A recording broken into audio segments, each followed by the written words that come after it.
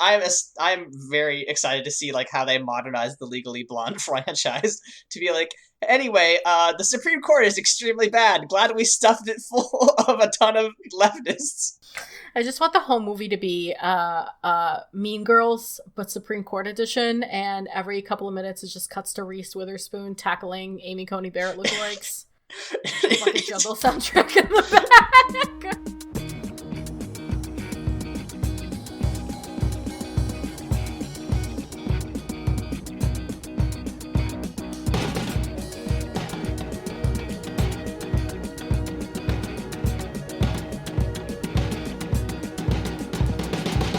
Welcome to Mortified, the Friendship Quest, a podcast where two long-distance friends bounce media recommendations, all in hopes the other will like it. I'm Aaron. And I'm a Delta Nu. And this week, we watched two versions of Legally Blonde, the 2001 Reese Witherspoon feature and the 2007 Without Her Spoon musical. Before we get an LSAT score of more than 174, you can help us on Mortified, the Legitimacy Quest by subscribing to us on YouTube, iTunes, or Spotify, signing up for a monthly newsletter through the link in our show notes, or following us on Twitter at MortifiedPod. Leyla, so this week is your recommendation, and we are, again, dipping back into that early 2000s well, where we get some, I think we both agree, pretty delightful characterizations of what it's like to be a sorority girl at an Ivy League school. And I can try to summarize Legally Blonde for the uninitiated real quick. It's a show. It is a movie that was adapted into a musical about this woman, Elle Woods, who's like the president of a sorority. Like pretty typical girly girl, kind of played off as a dumb blonde, who is in love with this guy named Warner Huntington the Third. And right as they're getting ready to graduate undergrad, he dumps her because he sucks. And in order to win him back, she goes back. She manages to get into Harvard Law School, where he's also going. And it follows the adventures of Elle trying to figure out, who she is and, what she actually wants out of life. And we see a lot of twists and turns and hijinks over at old Harvard Law. And it's honestly like a very fun, exciting movie, and I think the musical adaptation adds like a lot of not only nuance but like great characterization that the movie kind of stumbles at.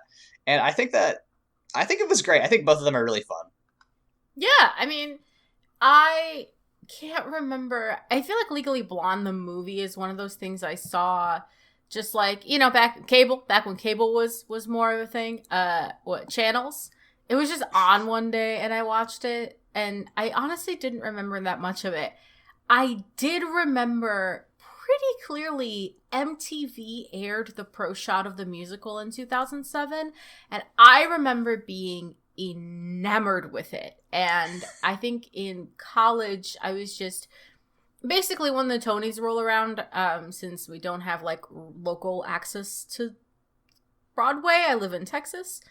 Very, very far. I'll just like go through the Tony noms and just like see what's going on, listen to the music, check it out. And it was during one of those stints where it was like, am I high or was there a Legally Blonde musical? And fun fact, I was not high. There was a Legally Blonde musical, so I like revisited it at the end of my college career, expecting it to be like tacky and bad, but it's actually super good. So it's just been like that and Shrek the Musical are the two things I pitch to people all the time and hope that they'll watch it and understand that I'm not joking, that it's actually like really good. Yeah, as somebody who has been pitched both these musicals by you, I will say, did not like Shrek the Musical, but Legally Blonde made up for it. So I am excited that they managed to stick the landing with this one. And should we talk about the movie first or the musical first? Do we want to start with just the characters, just to give kind of a baseline for both stories? Yeah, definitely. So what can we say about Elle Woods? She's like the patron saint of like young aspiring law students everywhere. She's kind of quirky. The thing I like most about Elle is that she is relentlessly positive and like kind of and happy, and like that's one of my favorite things in a character is that like no matter what, nothing can get them down. And even when they are down, like they bounce back very quickly because they have like self confidence, which is something that I aspire to acquire. And it's a nice thing to see, and I think that Reese Witherspoon is just a delight in the movie. Yeah, so is Laura Bell Bundy in the musical. She's got a really electric energy. Elle Woods is a shonen protagonist who's a 4.0 fashion merchandising major at UCLA and president of her sorority, Delta Nu. That's about as succinctly as I think I can put it. Yeah, I mean, I guess that's true. She's got extreme monkey D. Luffy energy.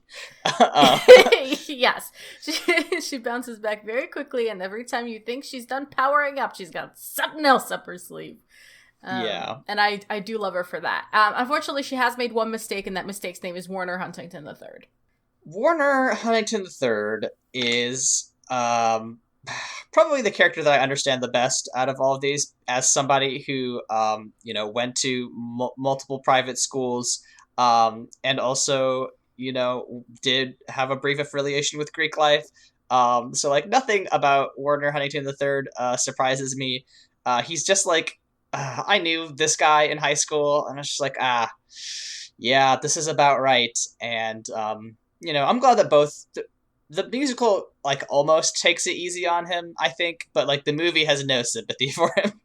No, I think the musical does one of the many things that the musical does well is entrances, and I think Warner's entrance is it's very similar to what it is in the movie, but the whole premise of both iterations of the story is that Warner dumps Elle because he's trying to be a senator by the time he's 30, and he needs a quote a Jackie out of Maryland.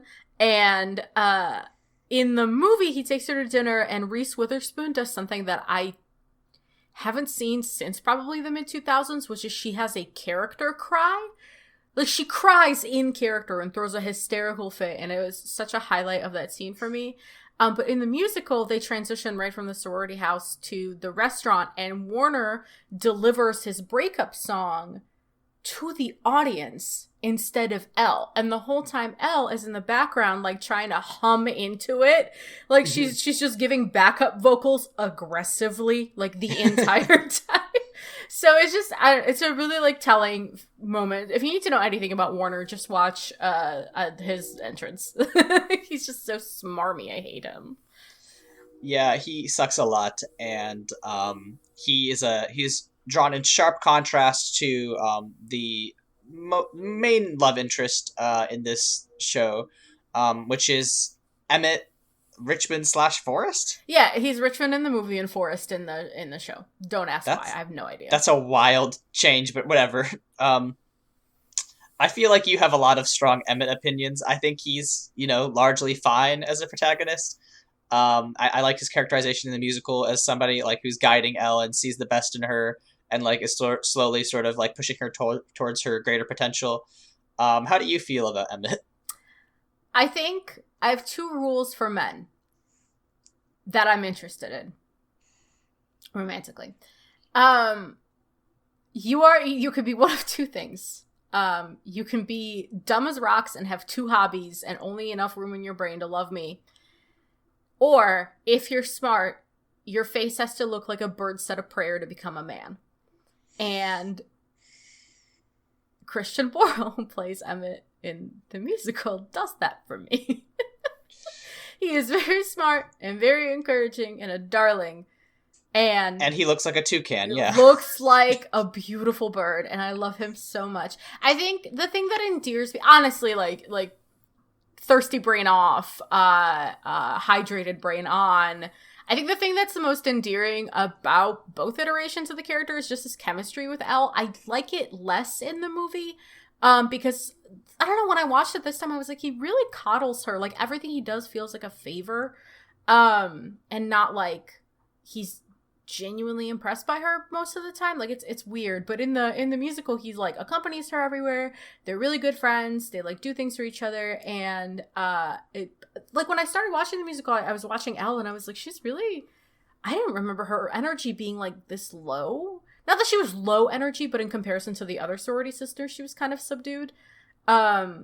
And then as soon as Emmett gets on stage, the two of them have such just like electric chemistry. It's so fun to watch. So I think the way the two of them interact is also important to his character, because otherwise he's just kind of like a boring goody two shoes in khaki.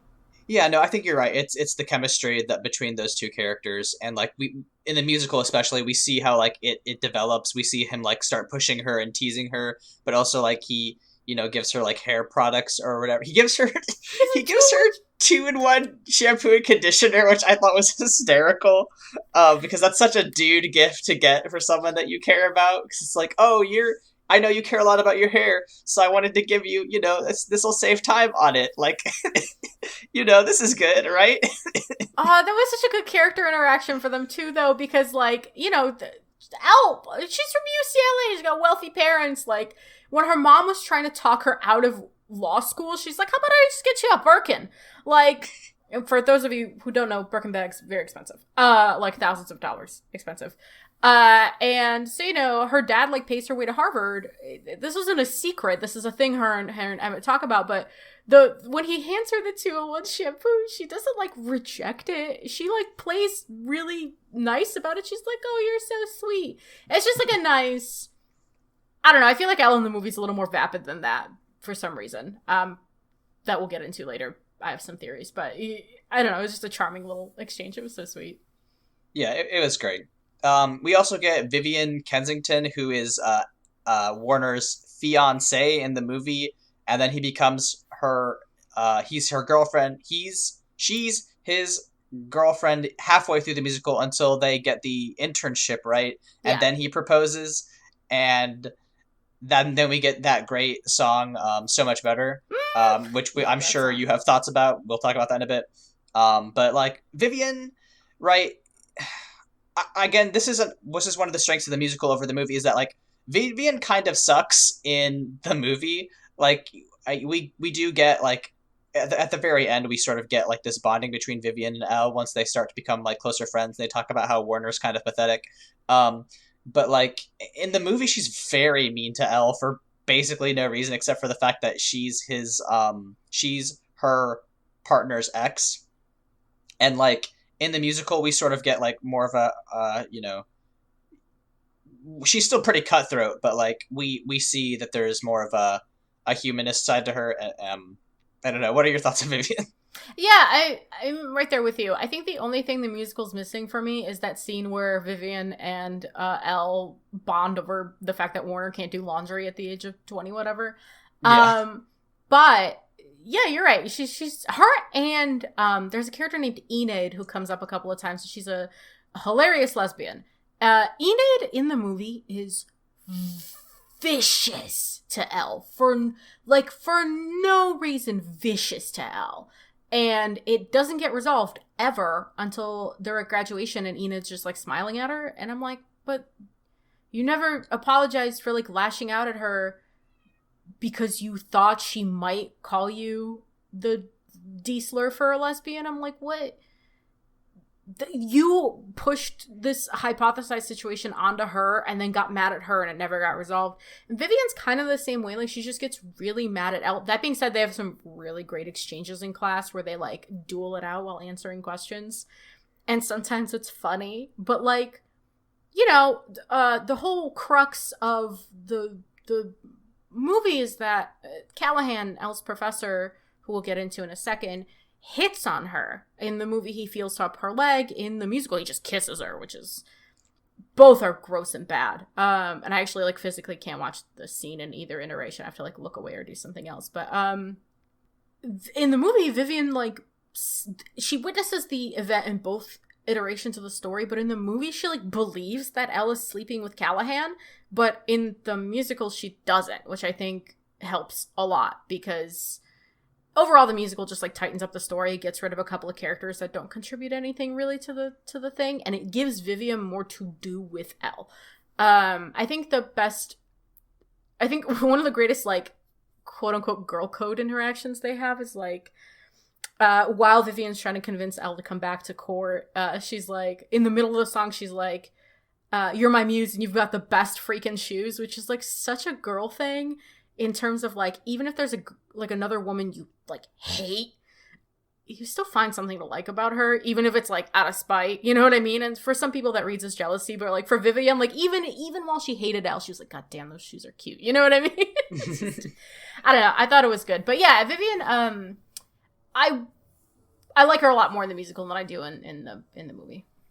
Yeah, and I just think the musical has stronger characterization overall. There's also Paulette, who is like the salon.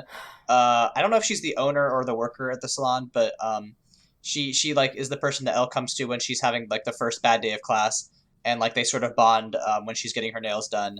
And Elle eventually helps her out with like some getting her dog back from her shitty former partner, and like she helps Paulette hook up with the UPS guy. Oh, the UPS guy, Kyle. We'll talk about Kyle. Kyle's great. Even if it's just for his, I've got a package. Yeah, that's a great delivery. Yeah, in the I think in the musical, Paulette is the owner and she's a hairstylist, and in the show, or sorry, in the movie, she's just a worker and a nail tech. Okay, yeah, that makes sense. But yeah, she's also great. A hugely underrated part of the movie, I think, is Paulette and Elle's interactions. I think it really goes a long way to like both show that Elle is like not only competent but very empathetic. Like that's her whole deal, is that like Elle is never mean to anyone unless they are mean first in this movie. Like, and that's what I appreciate about her. Like in the movie, like she's just like when she sees Warner's brother's fiance or whatever, she looks over to the woman next to her and she's like, "Have you seen this?" Like she's like immediately like hitting up people for conversation, which I think is very nice, and I wish I had that superpower. But like, yeah, I do really like the way that Elle and Paulette develop their friendship. And lastly, there's Professor Callahan, who's like this kind of, smarmy, notoriously tough professor that everybody, wants to, be close to because he gives out this big internship, for like 4 students in his class or whatever. And it's like a big deal. And, if you get in this internship, you have a guaranteed career as a lawyer. So like, it's, the most coveted thing. He's, undoubtedly the worst character, because he's like very evil and bad and, does creepy dude things. Like Leyla said, he hits on Elle. That's sort of like the climax of the movie, where he's just like, I only really wanted to have you on my team because I thought you were hot. He sucks really bad. Again, I think the musical does a lot better job characterizing him. It doesn't feel like this weird creep moment comes out of left field like it did in the movie. But yeah, he sucks. Yeah.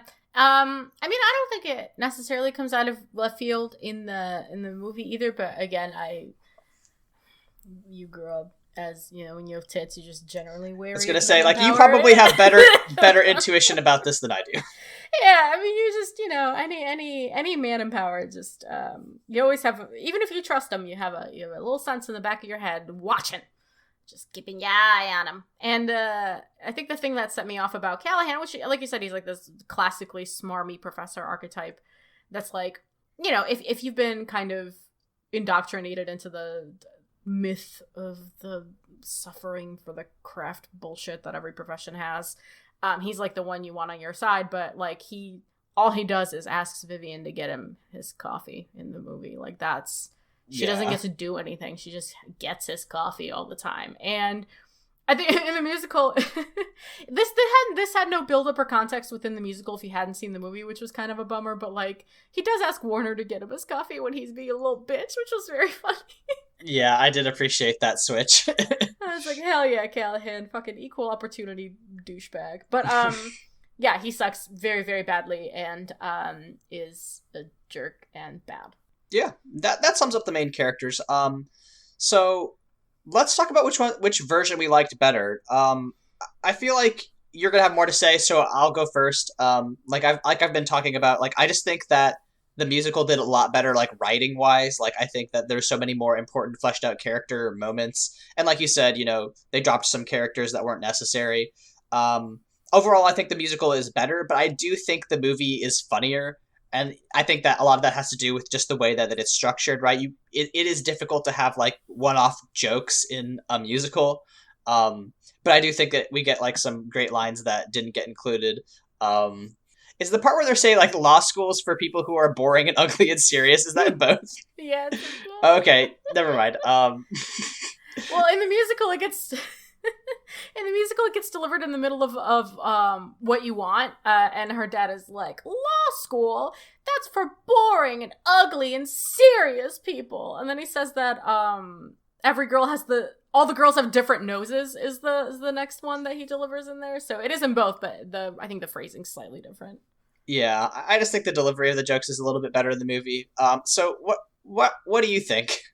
I mean, I've kind of already piece by piece dropped the breadcrumb trail to the fact that I think the musical is a lot better, but I think from like a, I guess a more academic standpoint, I think it's better because it's tighter. Like fat gets cut in a really great way because I have this theory that like much like you think that movies before 1994 are either cursed or shouldn't exist. I think that movies between 1994 and 2006 had one critical flaw, which is they either were one rewrite short or had one rewrite too many. And I think this one was one rewrite short. It felt like there was just a lot happening and it just wasn't as tight as it could have been. And not to mention, I think Elle has more of a reason to like be passionate about law in the musical. In the movie, she's still kind of dumb. Like, it tries to play her as accidentally smart, but in the musical, she's like smart. She reads that sales lady for filth in the beginning, when talking about half loop stitches on China silk. And then when they go to get Paulette's dog from her ex-boyfriend in the movie, she just kind of like says legal words at him to scare him. But first of all, Dewey in the musical is so fucking funny because he comes out with his like tank top just like up above his big belly, and the moment he sees Elle, he just sucks it all into his ribcage. It's very good. It's incredible. But in the musical, first of all, Emmett's there, and he like pulls her aside for a second. He's like, "Elle, they were together for 10 years." And she stops for a second, and she goes, and then she reads him about common law marriage, which in the movie they're only together for 8 years. And I'm like, that's just such a small thing that got tightened up in a really good way, and the whole musical's like that. So, and then as soon as that scene's over, she like pulls Emmett aside. She's like, "I think I'm high. Is this what being good at law is? I get to help people?" So it's just missing some of that kind of deeper development for her, I think. Not that it's, I mean, a deeply enjoyable movie. Watch the shit out of it, but I like the musical quite a bit better because of those reasons. Yeah, definitely. I completely agree. There's just, there's just a lot of, it's had time. I think that's another thing is that the musical came out afterwards, so it had time to like react to the criticisms and like sort of be like, okay, here's some things that work and don't work. And the fact that the musical came out 6 years later also helped it like adjust to a little bit more modern sensibilities. Not to say that like the 2001 and 2007 were that much different culturally speaking, but yeah, I mean there were definitely adjustments made. Because I mean, like we said, it is a bit of a relic of its time. Also, the musical is full of bops, straight bops. Even if one of those bops is quite relic-y. Yeah, is that the gay or European one? Just the most fun thing to watch, but you're sitting there and you're like, damn, should I be laughing at this? And my answer is, you know what? I know better, so yes, it's fine. The context around the song is called "They're Right There." If you're looking to listen to it, it's again one of those moments that really got tightened up because in the movie, by the way, in the movie the guy's name is Carlos. In the musical, his name is Nikos Argitakos. They make him Greek in the movie instead of Hispanic. And in the movie, Elle is like tapping her shoes at him because he's taking too long at the water fountain, and he like says some bitchy gay thing about Prada. And then she goes into the courtroom and she's like, "Oh, straights don't know about Prada," as like everyone's in tailored suits. I'm like, okay. Yeah. But in the musical, she does the bend and snap and it doesn't work. And she runs into the courtroom and she does it, and it works on all the guys, including Warner and Callahan. And she's like, see, he's gay. And Callahan is like, is he gay or European? And then you do this 8-minute musical number surrounding that, which everyone gets involved, and it gets revealed that he's gay and European. But because he gets outed by his boyfriend and Emmett in tandem. And it's one of those things where you're watching it and you're like, I don't know if I should be laughing at this, but because like we know better, I'm like, just the staging itself is just real good. Yeah, I mean, that was probably, in both iterations, I think the weakest part, which is like, oh, and your boyfriend's name is, and he says Carlos. his boyfriend's name. Yeah, and it's just like, okay, good. I don't know. I feel like they could have deployed that better. But, like, in general, I think it is a little bit more fun, as long as you acknowledge that, like, it is playing on some pretty old and dated stereotypes. You know, but for the time, it was like, oh, haha, you know, the French, get it? Yeah. Oh, yeah. They make some. I mean, I think the thing that makes that song funnier is that it does shit on Europe in a really great way. I don't know, man. I've lost a lot of my stomach for shitting on Europe over the past several years. I mean, that's true. I mean, I feel like by virtue of being European, I can make fun of the French a little bit. You know what I mean? I was born in Moscow. I guess like that's true. Right. You have a history with the French. You can dunk on them all you want. Yeah, I mean, I also just like to dunk on the French for fun because they're very dunkable. But yeah, the rest of Europe kind of has their shit together now, so. Yeah, it's difficult, and for context, these deep sighs are coming from the fact that the 2020 United States election's in 2 days for us right now, as of recording. So that's where the deep sighs are coming from.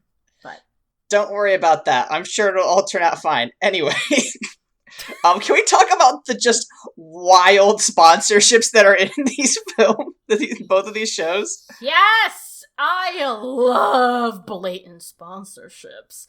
The movie opens with, first of all, a banger from the early 2000s, the Perfect Day song, and then it just pans lovingly down to Clairol Herbal Essences.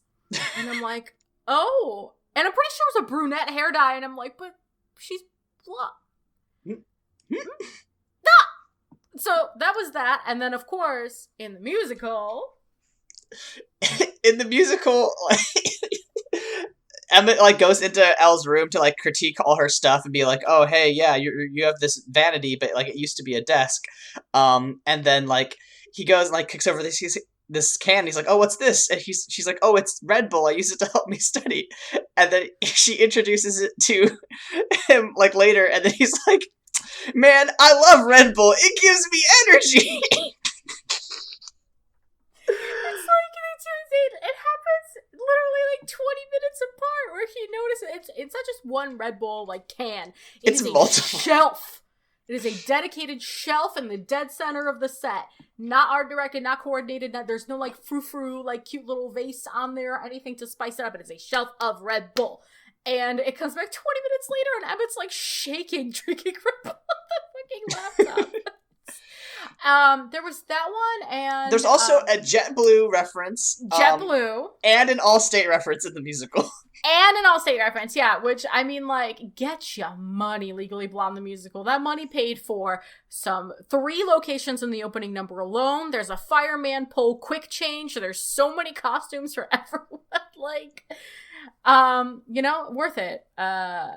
Even if in the middle of a song, you have to stop to go, we all flew here on JetBlue. Thank you. Just really thank corporate America in the middle of your musical number about trying to get Elle into Harvard with a marching band. Yeah, it's really good. Also, shit, I forgot to mention this. Probably my favorite part of the musical is that her sorority sisters exist. Like whenever they need to like give Elle a pep talk or she needs to vent to someone, they show up and she's like, "How did you get here? You guys are on the other side of the country." And they're like, "No, Elle, we're not actually here. We're a Greek chorus." And just like straight up being like, "Hey, we're the Greek chorus and we're going to tell you how to feel." And like, I love that. We need to bring more Greek choruses back, folks. And this is the best way to do it. And then what?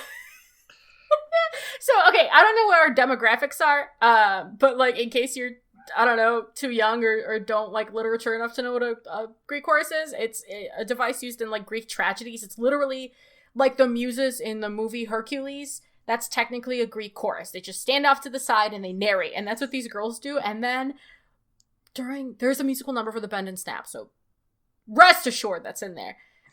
Paulette can see them, and her reaction to being able to see them is just, I haven't even had any Jaeger. It's so good. I forgot that they let Paulette see them, and then she's like, "It's fine, it's fine." Baby, do you see sorority girls when you have Jaeger? It's a deeper medical issue we have to talk about. Paulette, we need to talk. Paulette, who, I mean, the Bend and Snap number needs its own mention, just because, like, so in the movie, I think one of the funniest unintentional things the movie does is the UPS guy doesn't get a name. He's just the UPS guy. And Paulette, like, cannot talk to him, but she thinks he is so hot.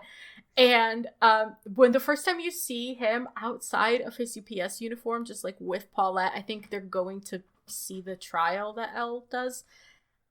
They put him in matching brown on brown because the audience, we might forget that he's the UPS guy. So even if he's not in his uniform, he's in identical matching brown on brown. You know, just for that little bit of recognition. But in the musical, his name is Kyle. And one of my favorite things that there's this certain breed of white actress, the Catherine O'Hara, the lady who plays Paulette in this show. We watched Practical Magic yesterday. There's something in there too, someone like that in there. Oh, Bernadette Peters from Hocus Pocus is who I'm thinking of.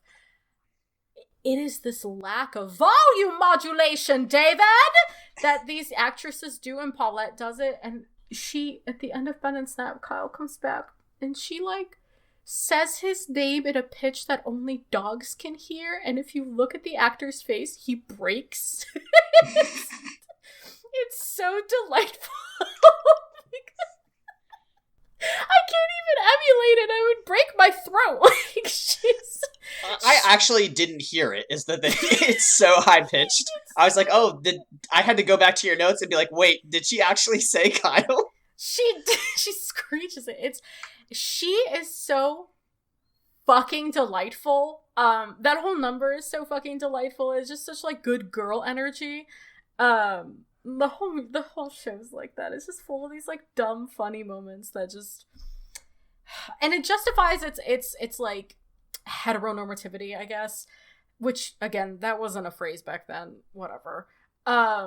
In that, even when Elle takes there's a scene where Elle takes Emmett shopping for a new suit, and I mean, talk about yearning at the end of that song.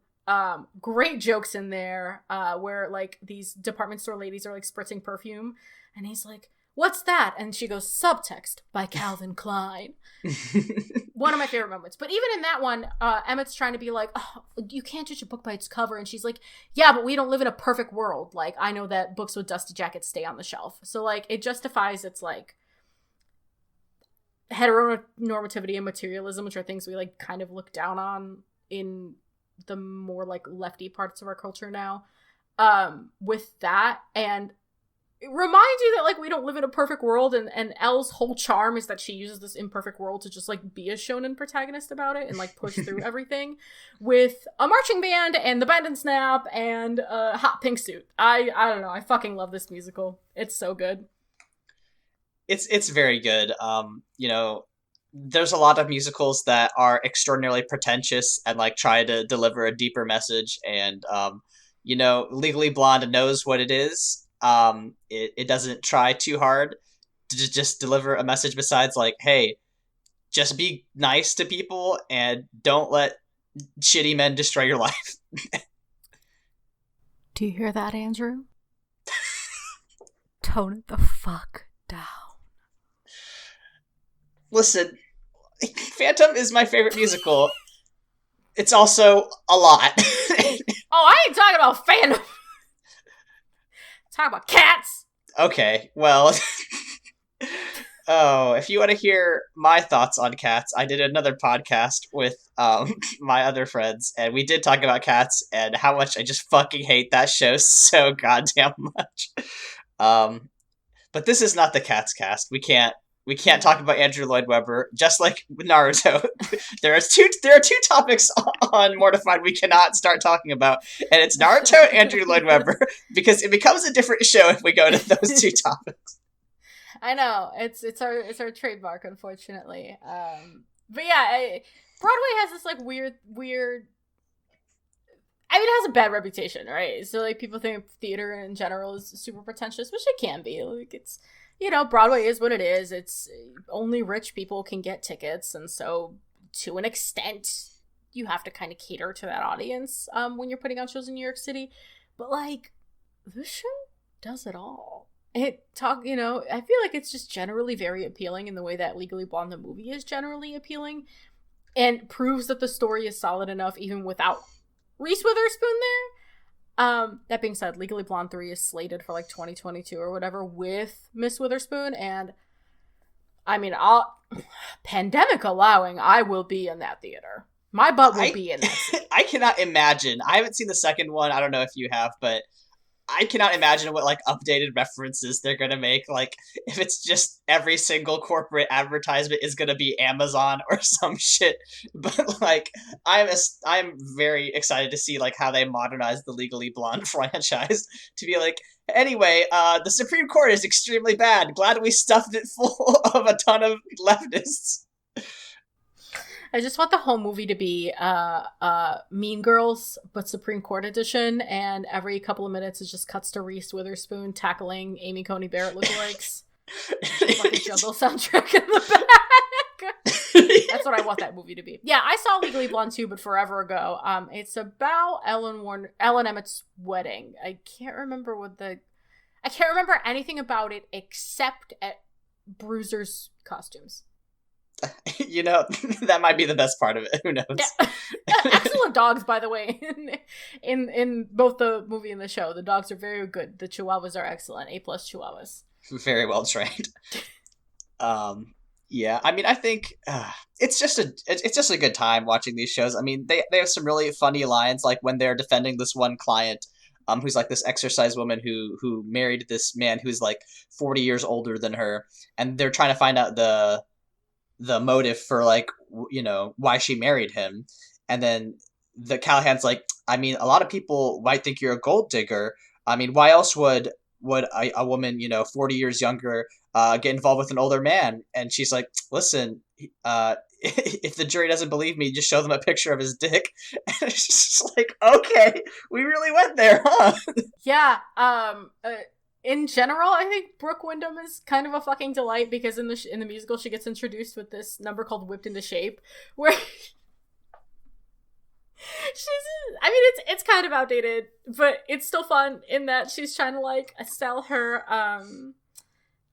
jump rope. It's like a jump rope, exercise jump rope, and she's doing this like really intense workout routine, but it's cut with Elle and the legal team at Callahan's firm like describing the case and what happened.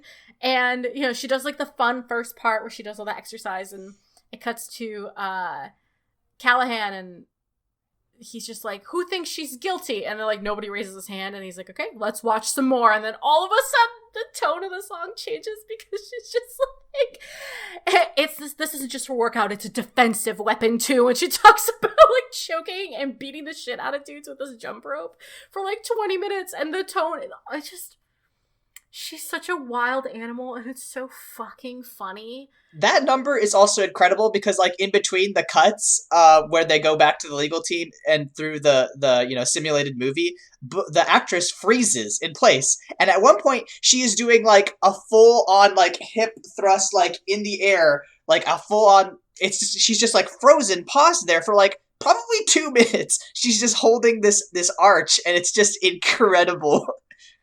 And I'm pretty sure that's the one right before the key change, which is when they get louder and more energetic with the whole song. So just the physical toll this musical must take on all the women, and I say women specifically because all of them do it in heels. Every single one of them is doing everything in heels. There is an Irish jig interlude, because Paulette's obsessed with Ireland and she wants to marry a man named Brendan, which, girl, I feel you. And she, are you remembering my notes? Yes.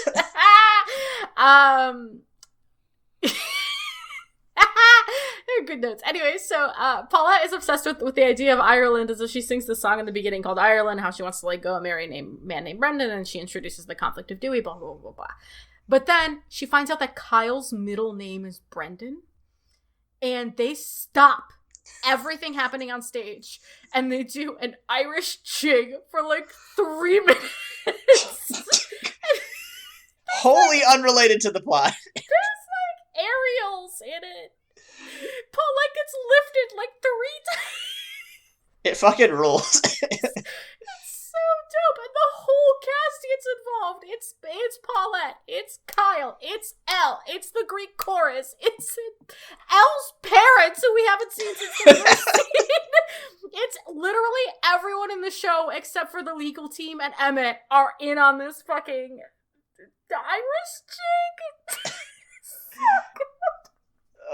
This is everything musicals should be, like, pretty accessible and completely wild.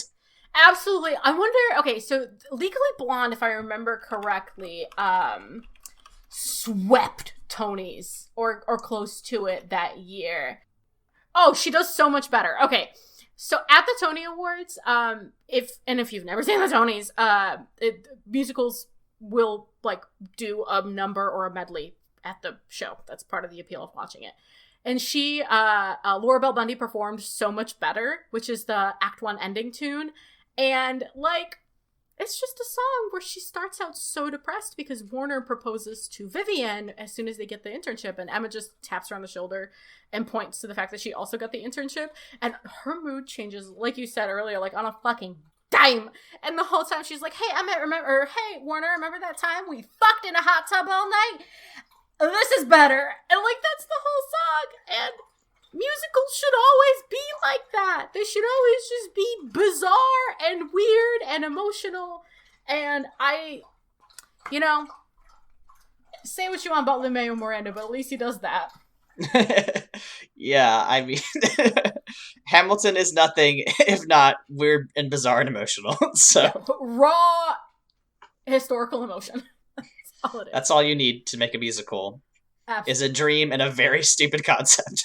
Oh, and you know what? I think more people with stupid concepts should get funding for their dreams, because if it tastes anything like Legally Blonde, I will move to New York City and just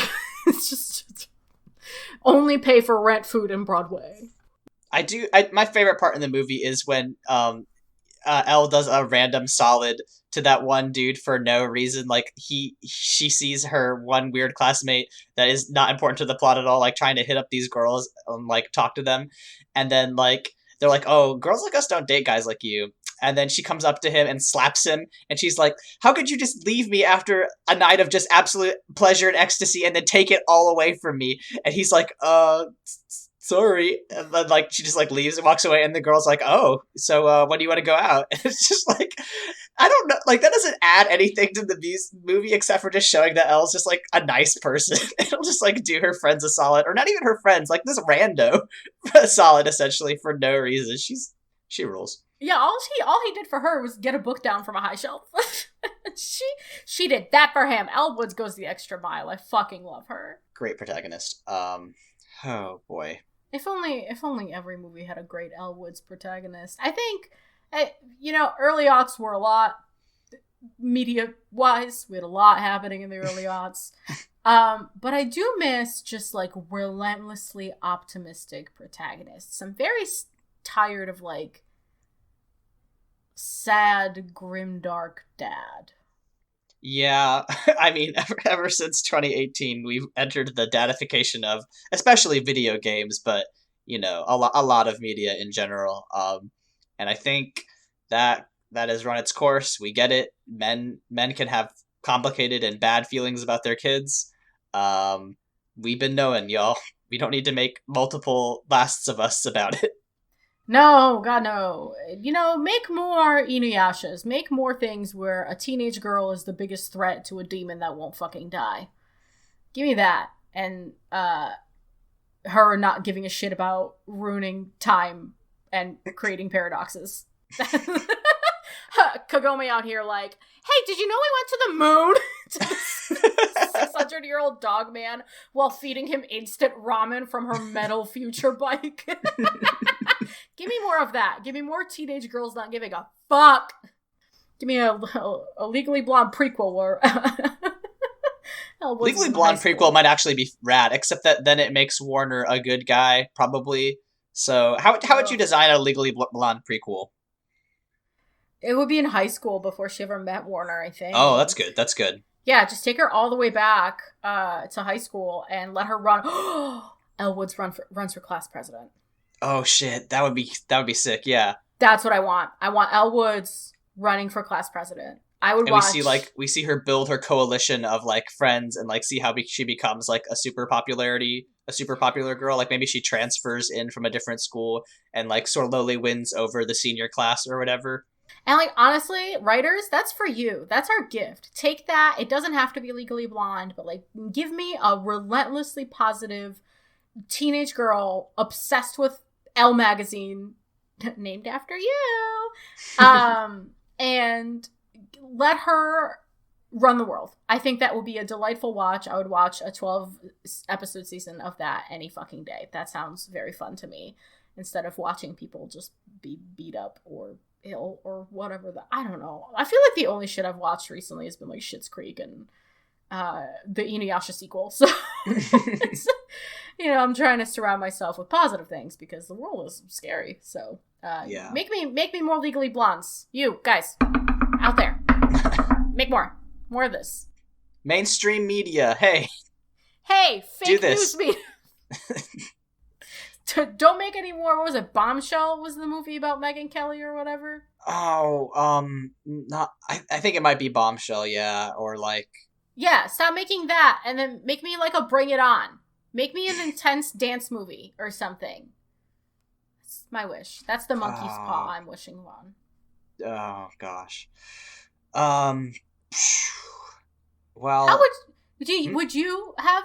would you design a Legally Blonde prequel?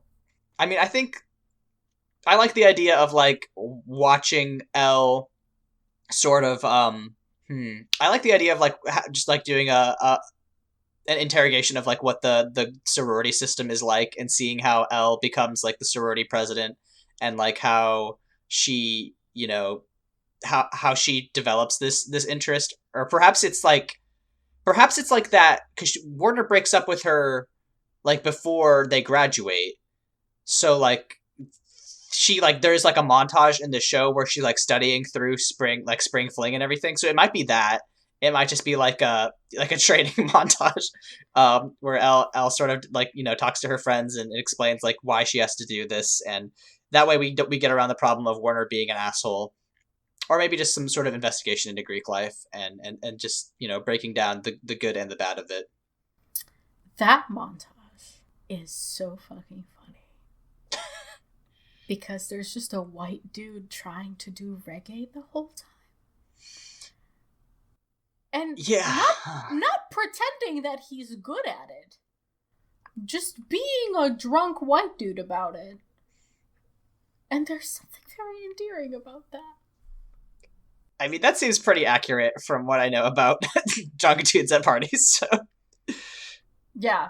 I was friends with, this is a little known fact about me, I was friends with 2 separate fraternity presidents by virtue of working at a coffee shop, and I went to both of their frat parties all the time. And one of them, I won't reveal which one in case it's like a secret frat thing, but at the end of every party, as soon as the clock hit 1 a.m., everyone just gets on a circle and wraps their arms around each other and sings Piano Man really loud.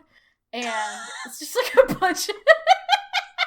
And like it's not, no one knows the words to Piano Man except for like 5 people, so it's just Piano Man. Yep, that's what it is. And like, a billion decibels, just the loudest people in like a sweaty basement. And I know there was like and I mean, you were involved in the Greek life, so I'm sure you have some more insight there. I know there were some shenanigans with some of the other frats on campus, but like those two were the epitome of what I think frats should be, which is just like dumb, drunk boys loudly singing Piano Man at 1:30 in the morning in a basement where their neighbors can't hear them. Honestly, if Greek like were more like that, I think it would be fine to keep it intact. That is the platonic ideal. You got anything else about Legally Blonde?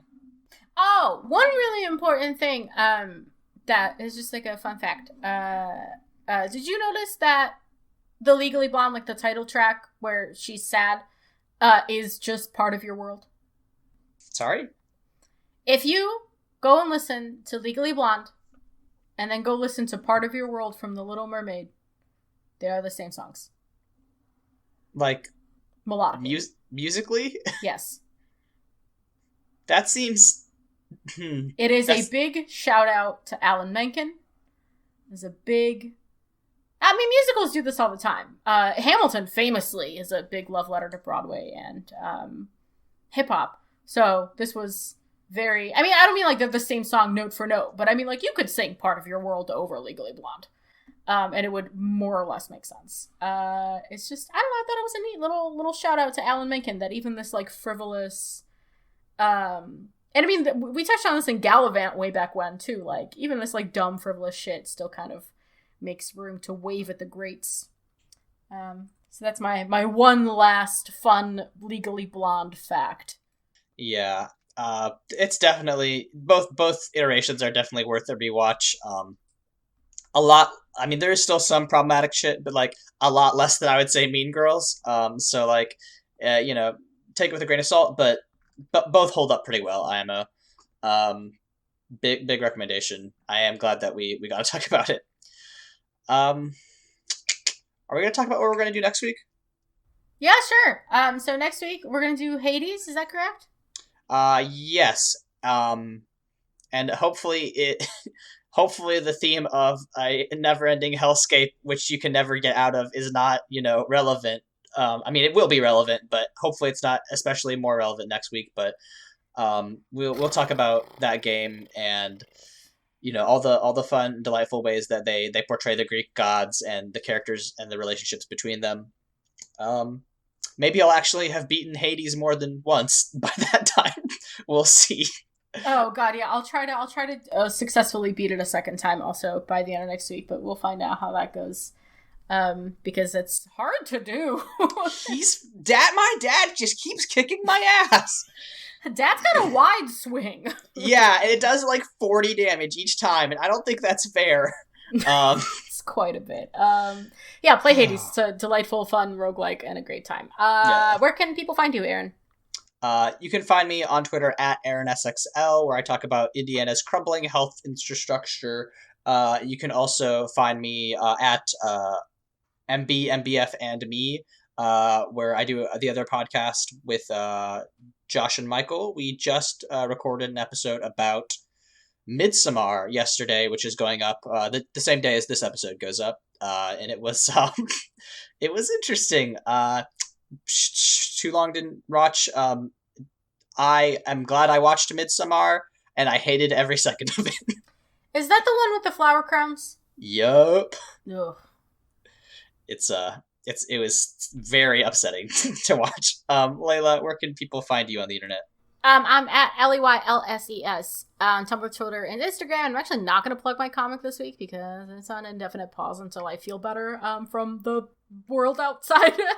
Fair. However, I will plug, you guys should review us on iTunes. We now have a link tree, which is just linktr.ee/mortifiedpod. You can go very easily find our iTunes, Spotify, all our other fun links, including our Twitter handles, and you should leave us a review on iTunes because somebody who we don't know left us one, and the title of it was Women Are Funny, and it made me laugh for about 37 minutes yesterday. So please cheer us up with some very sexy 5-star reviews. Yeah, that's it. Yes, thank you to that user. We also want to plug our theme song is Obsolete by Keshko from the album Filmmakers Reference Kit Volume 2. You can find more of their music at keshko.bandcamp.com. Leyla, what is the quote that we should close this show out with? Okay, hold on. I'm going to do something. You just have to trust me. Give me 1 second. All right.